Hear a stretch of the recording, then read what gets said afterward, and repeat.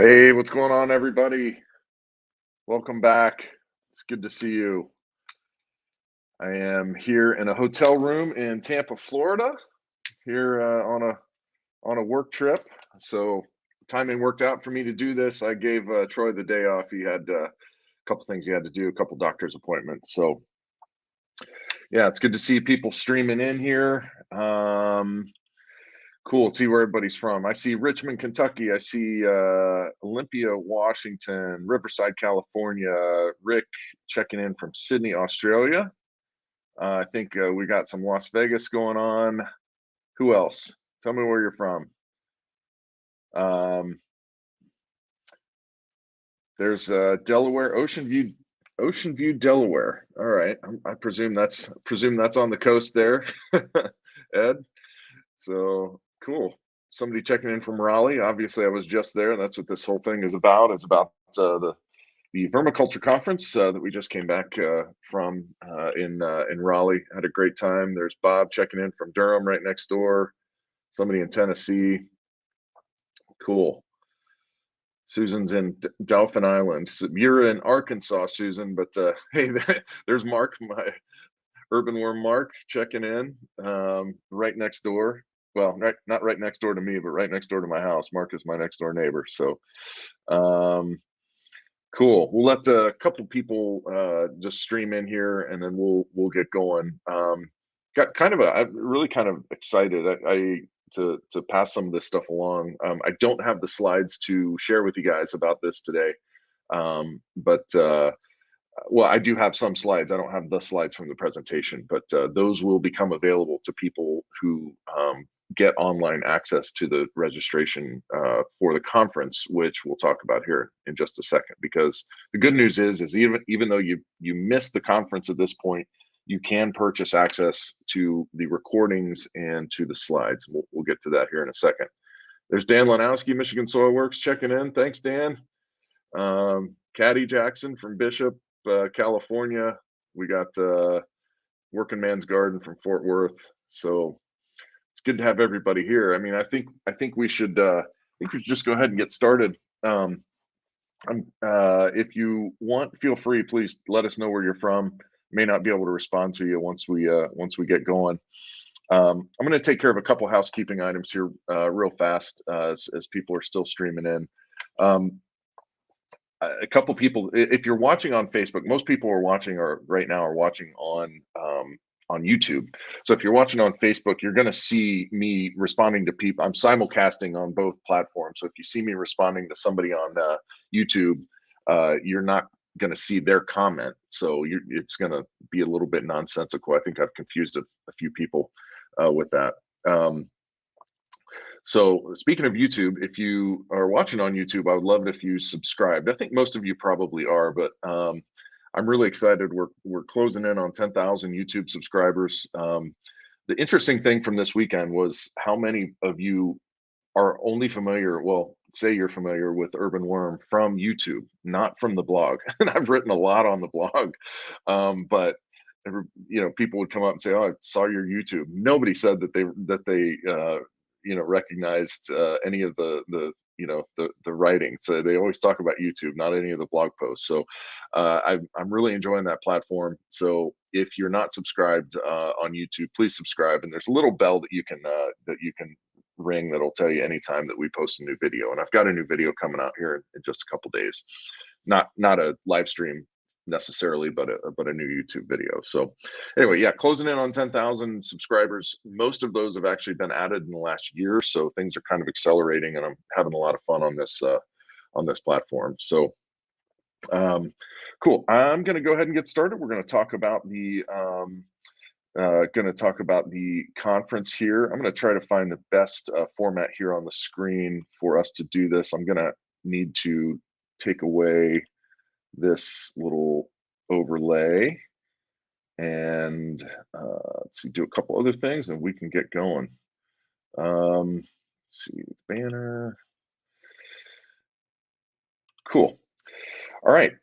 So yeah, just came back from the NC State Vermiculture Conference. That's what this whole thing is going to be about. A quick recap on the conference. the fun we had, the people we met, the presentations that we heard from, and yeah, we're just gonna go through kind of sequentially from start to finish, and then we'll wrap up with a Q&A at the end. And the Q&A can be about the conference. It can be about really anything that you want. Um, so this was the 21st annual Vermiculture Conference. A lot of people, it's surprising the number of people that tell me, oh, I never even knew there was such a thing. And it's one of the maybe, I don't know if we call it best kept secret or worst kept secrets out there, but it's a secret to some people who only find out about the conference after it happened. So it goes on every year. It did not go on during COVID. So this is a 21st annual conference, although I think it's actually in the 24th or 25th year. So this was a really, really good conference this year with some great speakers. So we're going to talk about who they are and what they're doing.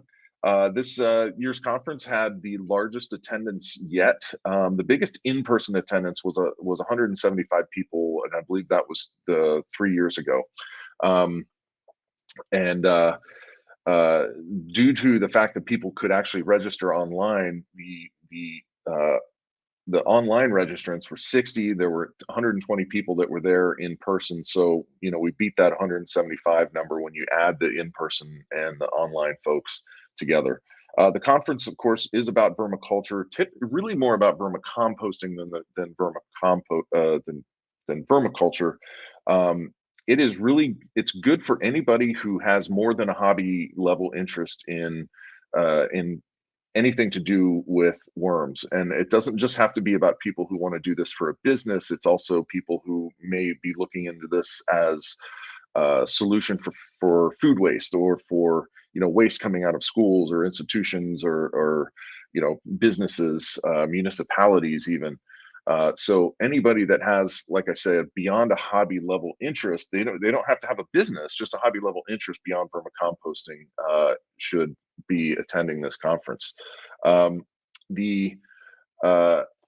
There's a whole range of people. There are a whole lot of people I talked to that didn't even have a business yet. They were just saying, hey, I'm here just to learn, and I'm still trying to figure things out. So we ran the gamut from newcomers to experts.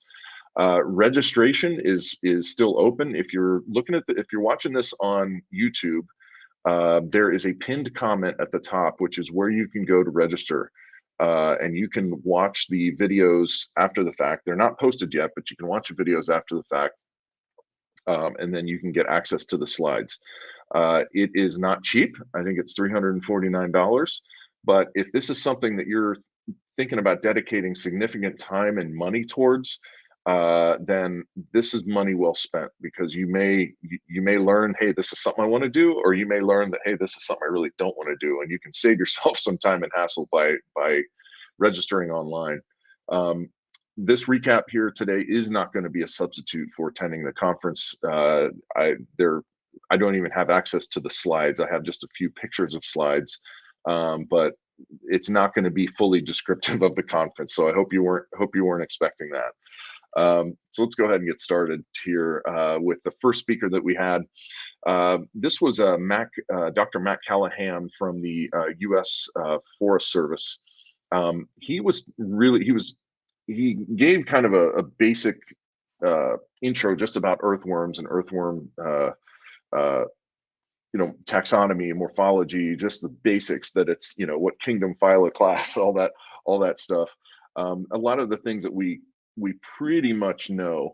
Talked about the various ways that they identify species, which is really kind of interesting. There's so many ways, whether it has to do with the number of segments, or the setae, the little legs that are that worms have. Some have them just on the bottom, some have them all around their bodies, and so they had a whole lot of different ways to identify species. The one thing that he was really there to talk about was the invasive species of the invasive species that are currently kind of destroying the forest floors, from anywhere from the upper Midwest through the Northeast, and they're spreading all over the country at this point.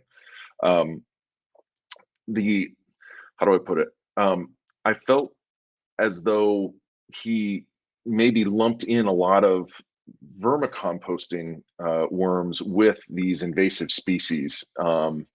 And so that's why I say an abundance of caution. He's not a big fan of people doing vermicomposting outdoors, or vermicomposting worms can come in contact with native soil and possibly spread out that way. I will tell you that I think that the scientists are mostly concerned with a certain species of worms called Amynthus agrestis, or Amynthus gracilis. This is a cousin of the Alabama jumper that's doing really the harm to the forest floor and causing something that he called forest decline syndrome, where they are eating up all of the food on the forest floor that was ultimately going to become sustenance for the trees later on. So even though that they turn it into worm castings, it doesn't mean that it's good for the trees. So I found his speech very very informative on a lot of things that I didn't know, but at the same time, an abundance of caution that I felt like he lumped in things like red wigglers with some of these jumping worms. Next speaker was Dr. Kristen Hicks from the North Carolina Department of Agriculture. I really liked this. It was about the chemistry of vermicompost. I'm honestly not much of a gardener, so I don't think about, okay, does this plant want more acidic, or does this plant want more, alkaline soils? But I found her presentation to be really, really informative, and an excellent bridge between the academic and the academic level and kind of the layman's level that I'm really more comfortable in. She talked about the various chemical characteristics of vermicompost, and specifically talked a fair amount about pH and vermicompost in soil. So most vermicomposts are going to be slightly acidic. Some may be quite acidic to even just a little bit alkaline. And this is just a nugget that I took away, which I found fascinating. She had a slide that showed the various uptakes of macro and micronutrients. So macronutrients would be the NPK, nitrogen, phosphorus, potassium, but then you've got copper and manganese and boron and iron that are the micronutrients in soil. And depending on your pH, that determines the uptake of certain of the that determines the uptake of that micronutrient to the plant. So for instance, iron will be uptaken by the plant in soils that are more acidic, because the low pH makes that iron available to the plant. So she was saying, for instance, something like blueberries, which are acidic themselves, and the blueberries like acidic soil, and everybody knows that. But it's not the acid that they like, it's the iron, and it's the low pH that actually really makes that iron available to the plant. So she was really good at, like I said, bridging between the academic and the applied. So if you register, you're going to see a lot of really good information on her slides. We broke for lunch and then came back and heard from Dr. Jacob Parnell from a company called Biomakers. And I'm going to be sort of purposely vague here, because it's really hard to wrap my head around when you talk about soil biology and how it can be applied in a systematic way. Let me just say what they were doing. And it's funny, we had two speakers that kind of talked about this, and I'm probably going to speak more about the second one, is that, of course, within our vermicompost, we have all sorts of life, and that life has proteins, and that proteins have DNA, and we can figure out exactly what life is in our vermicompost. And this can be useful to farmers, because we're learning more about what species do what in the soil, not just what bacteria do, but what species of bacteria will do in the soil. And if we understand that, then we can start optimizing vermicomposts and composts and soils better towards certain crops. So that is what they do. It sounds like, I think that you can, of course, send your vermicompost samples to them. I think it's $220 for a test. But then also farmers can go and say, look at my soil, tell me what optimization we need to do to my soil based on the biome, not just NPK or anything like that. That's more traditional ag, but what can we do for the what can we do to, like I said, optimize the life in the soil for that crop. Next up after Parnell was Matt Ball from the North Carolina Composting Facility. This was just about regular composting. They do the campus food scraps and paper waste. They provide all the compost for campus landscaping.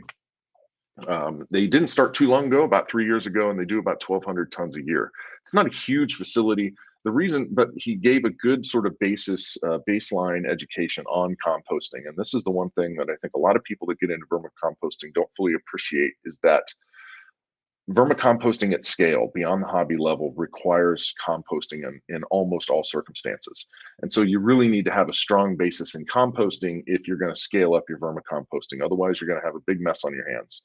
So you need to stabilize that material and do it with a responsible, composting process.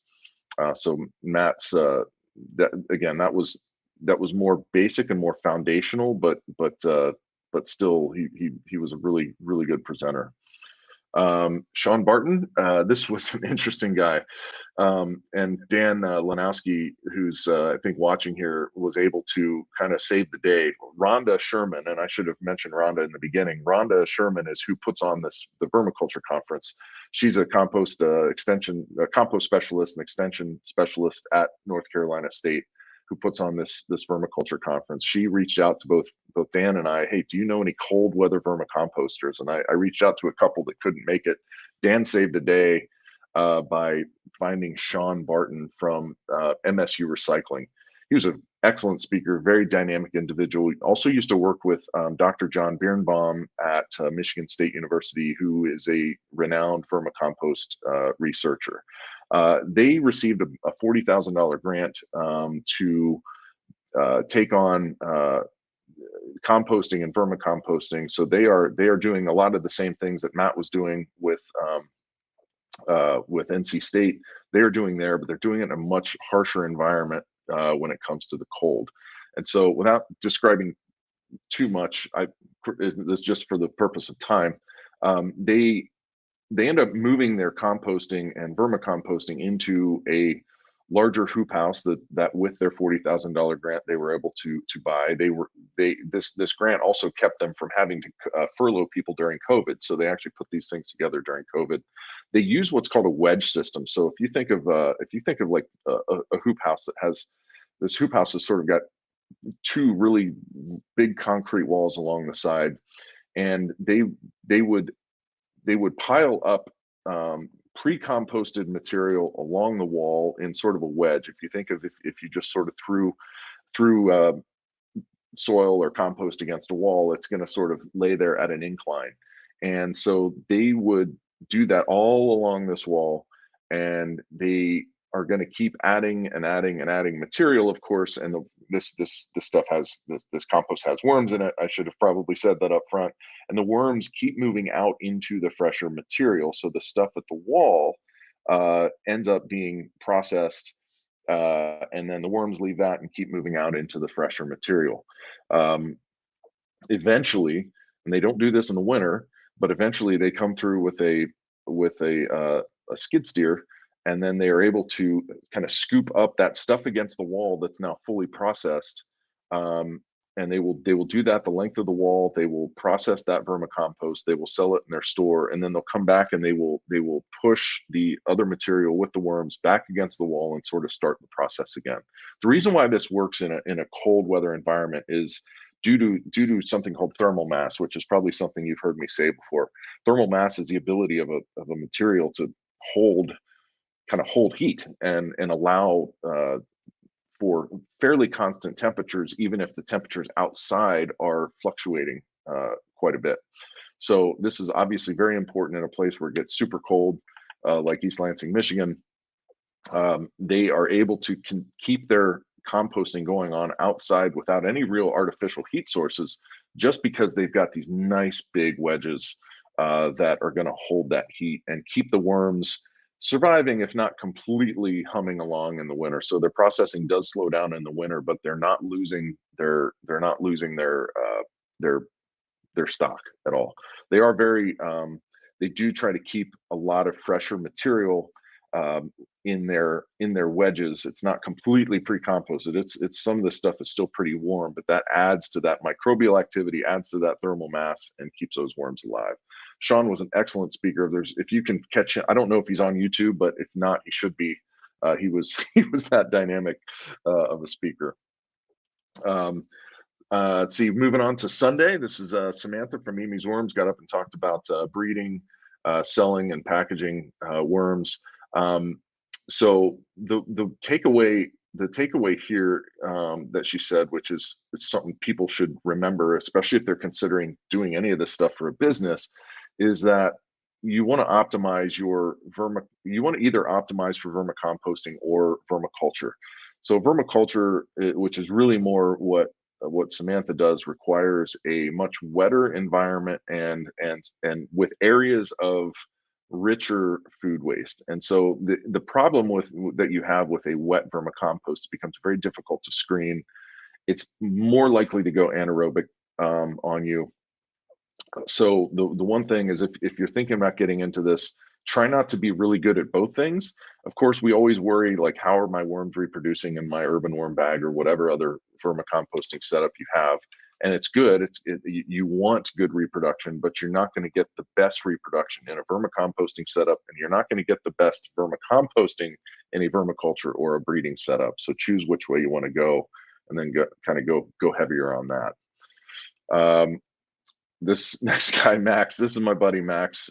He owns, this was a really good presentation too.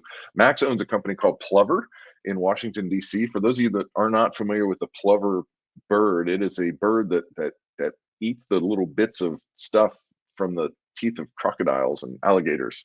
And so he's got an interesting branding. Max is just an interesting guy. I've known him for, goodness, 5 years or so now. He has a food waste hauling business in Washington, D.C., where he goes to kind of some upscale restaurants, gets buckets of their pre-consumer food waste, brings it back to a small facility that he has in Maryland, where he basically first grinds and kind of macerates this food, puts it in an in-vessel composter called the Rocket, which is in the UK. I should probably mention Max is from the UK.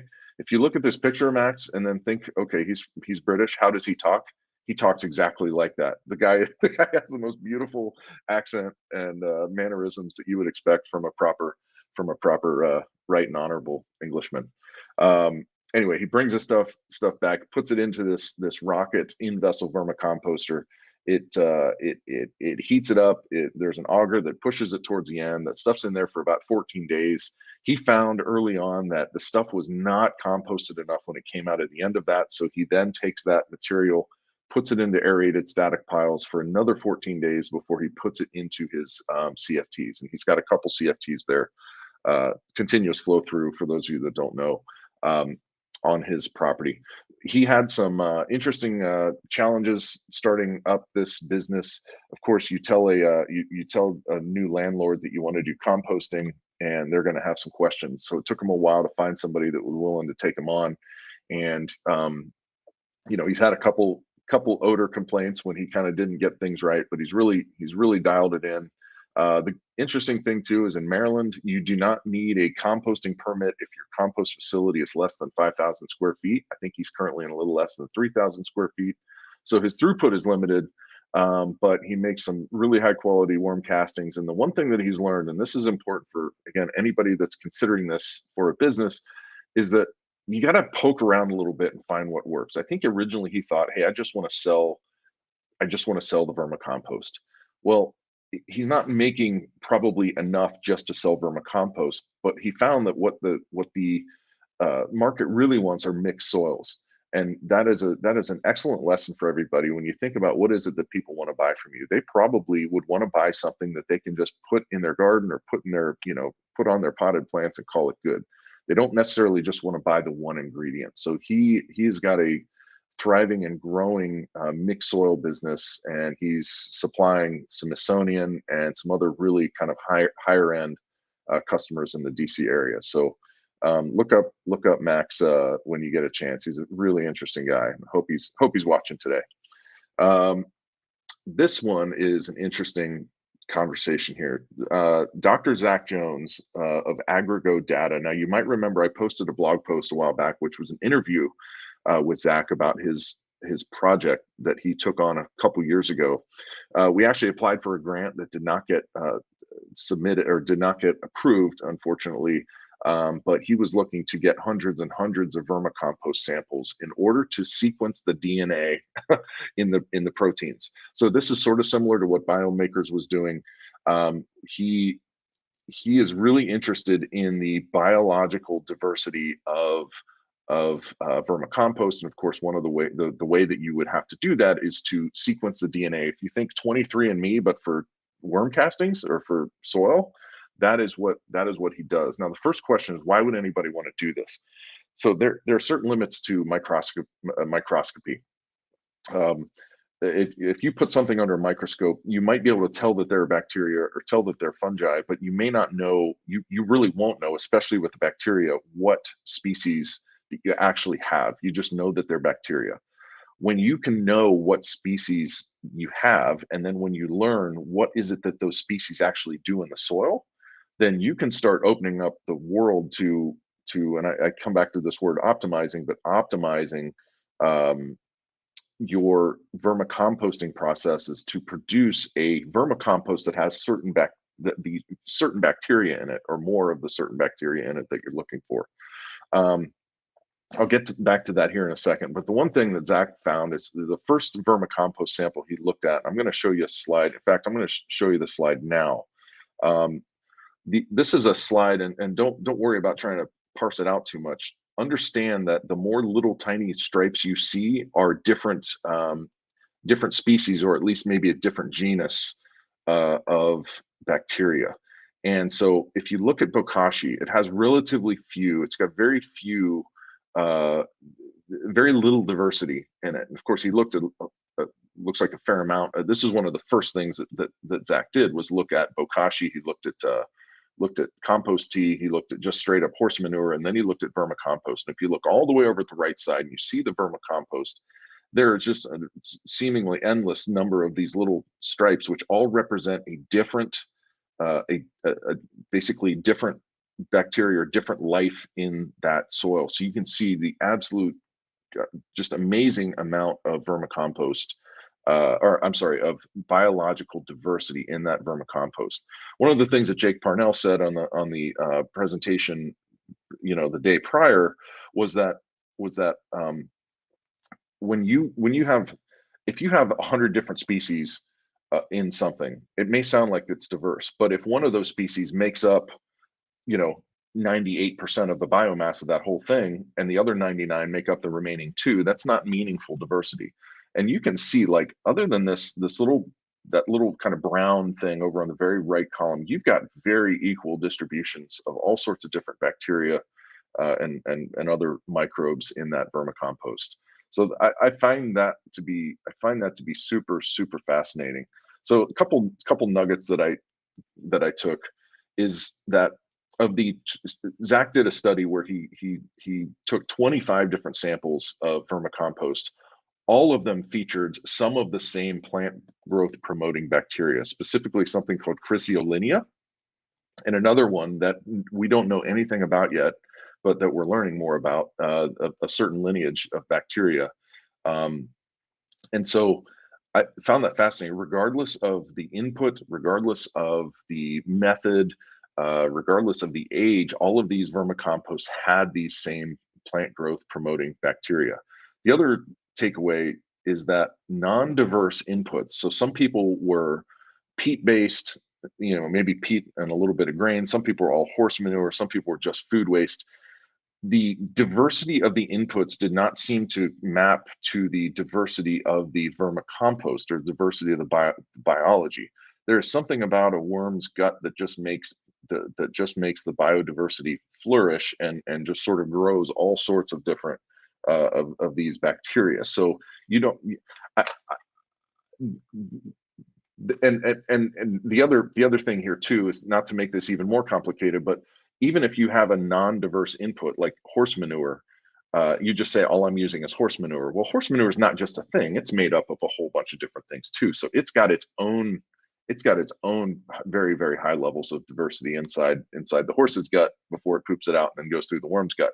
So I don't want to say that you shouldn't have diverse inputs, but the diversity of the input doesn't necessarily govern the diversity of the output. All vermicomposts that he looked at were very, very diverse.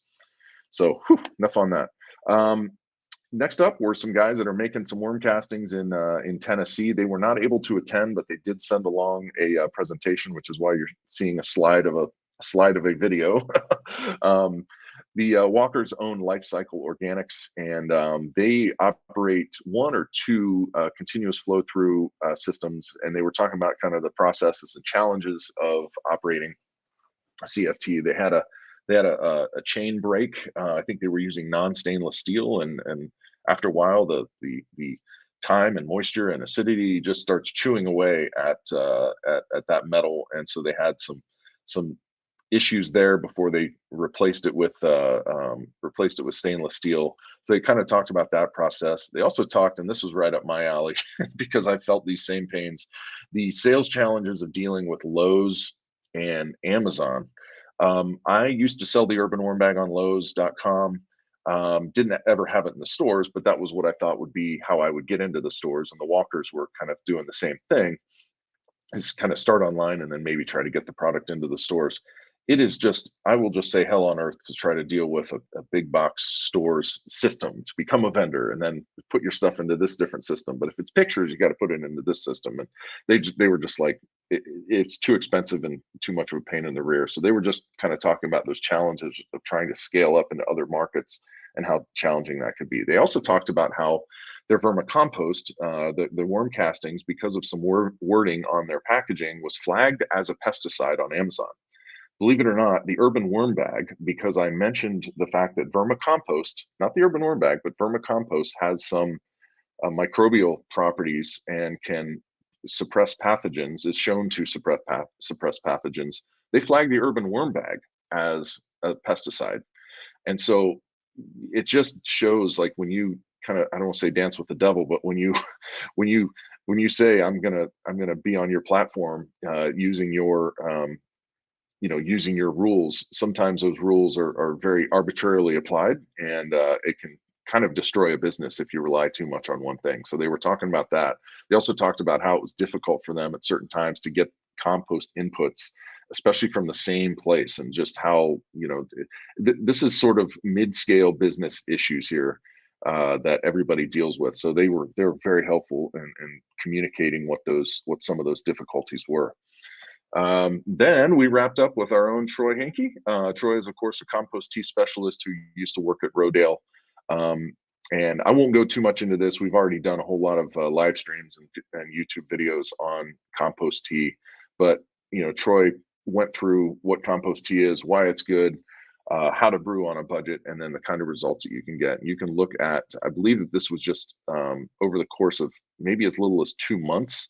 If you look at the thing that says Rodale Turf Experiment on the right side of your screen, how much root pushing, basically how much root penetration they got on the compost tea treated soil. That was grass, that was turf grass, compared to the sample there on the right, which did not have the tea. So a whole lot of anecdotal evidence, and I think obviously there's plenty of studies out there that show what compost tea can do as well.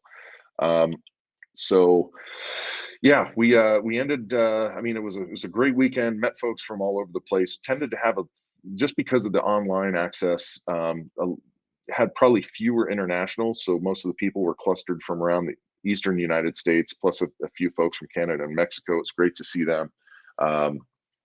We did go out and see the updated compost learning lab there at NC State. They now have Michigan Soilworks CFT. Just you see a picture of 2 worm bags there. I swapped out a version 1 for one of our newer urban worm bag ecos there at NC State. And so got to see some of the other things that Rhonda has going on. She's got some great volunteers that are doing good work. So it was much more maybe fruitful visit to the compost learning lab than in years prior because of the things that they've actively got going on. Obviously, great info, great networking with people. The one thing that online registration can't do is it can't give you the same sort of shaking hands and having a beer and you know just talking with folks about what they're doing, especially those that are near you. So the networking at this is incredible. I will say, even though you can't do the networking necessarily, we do we registration. I asked Rhonda if this was possible, and thankfully it was. Registration is still open for people who want to pay to get access to the Zoom recordings and access to the speaker slides. And if you're watching on YouTube, I would just look for the pinned comment and go there and see if that's something you want to do. Like I said, it's not cheap. We had to charge the same money that I think the people who watched it live paid for, so we couldn't really discount, or I'd say we, it wasn't my wasn't my choice, but Rhonda really couldn't discount in that case. But these were very, very helpful videos, and I think that you would get a lot out of them if you choose to pay for them. So just wrapping this up here before we get to the Q&A, I really love, this is kind of the highlight of my year for professionally, or at least as Urban Worm Steve's highlighted the year. It's a very intense 2 days. It's fun to see old friends, have dinner, have a few drinks, meet new people, see what they're doing. Your mind leaves with all sorts of different ideas and things about how you can move your own efforts forward. And I think that it's something that anybody who's thinking about this should really consider doing, because one, you may find, yes, this is what I want to do, or ooh, no, wait, I don't think I'm really cut out for this. And I will tell you on that case that if you attend this and you pay your you pay your $400 plus your hotel, and then you come and you save yourself multiple thousands of dollars of expenditures and a lot of heartache. That is money well spent to come there and learn something like that. And I credit my attendance at the NC State Vermiculture Conference with why I've taken the Urban Worm Company in the direction it's taken. So I would highly recommend going there if you've got an interest in this stuff. So I'm going to wrap this up. You're going to just go back to seeing my ugly mug here, and I'll just add this little thing here. Hold on just a second. There you go. I don't know why I have to have that, but daggone it, I do. So I'm going to get to the comments. I've not been looking at any comments. If you have any questions about anything to do with vermicomposting, feel free, shout it out. We'll try to get to it. I'm going to sort of non-discriminately go through some of these comments. Angie said, as a newbie who attended, highly recommended in-person over online attendance. Networking and friendships were priceless. Thanks Angie, for that. Let's see here. The soil biology was Susan's favorite part of the conference. Yeah, there's just some amazing stuff going on with what we're learning about life in the soil and learning about plant growth hormones. I know when I first attended, people think like worms have been doing this all forever, but we're only now learning about how the worms are able to improve the soil and improve plant growth. And so we're finding new hormones and new things that they're doing and why that are just amazing. So yeah, I absolutely agree there, Susan.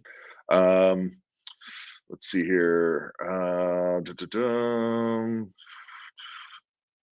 Angie says, oh, disregard. I won't get into that. Ed, thanks for checking in. Appreciate that. So yeah, a few people that were there just chimed in and said it was great.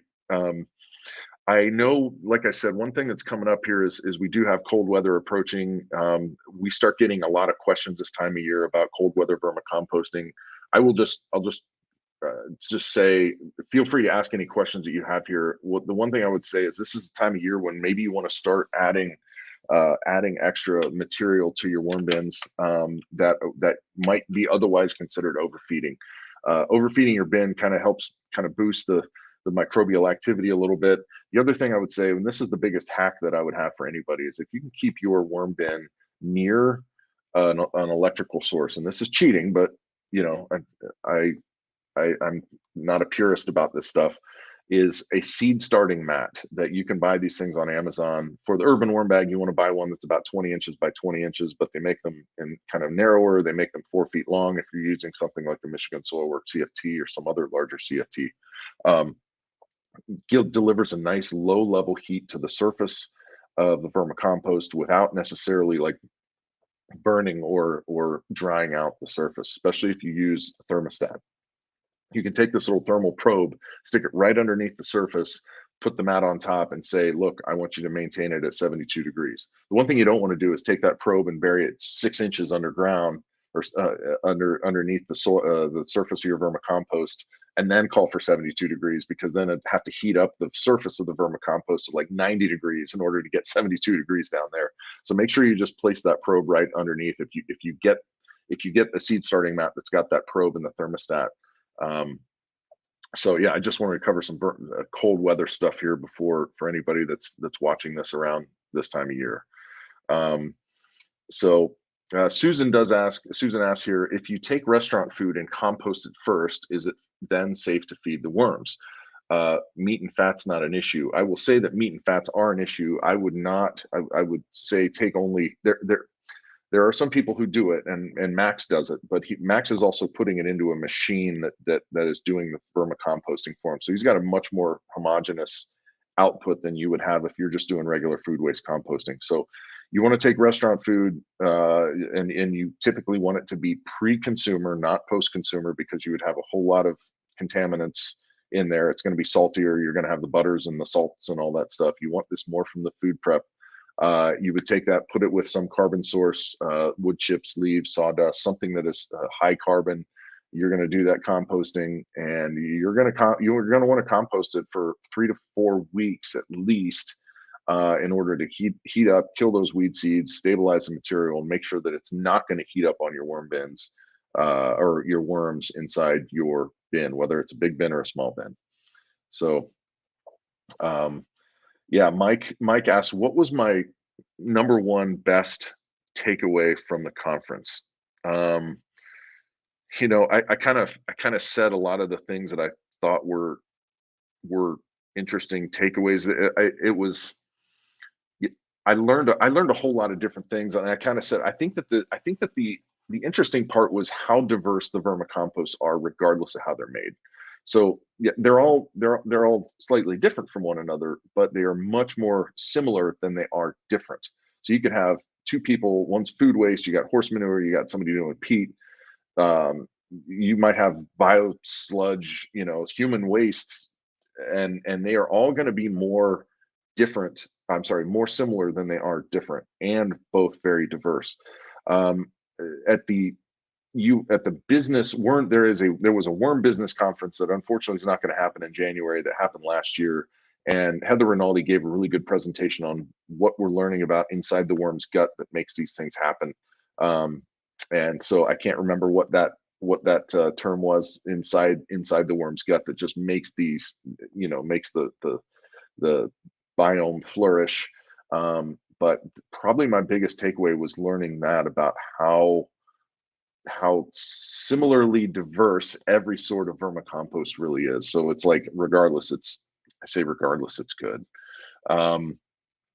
Everett is asking about, for composting large amounts of coffee grounds, would you first do a vermicompost and then a thermophilic compost, or vice versa? You would want to hot compost that first. So you would want to do a thermophilic compost first.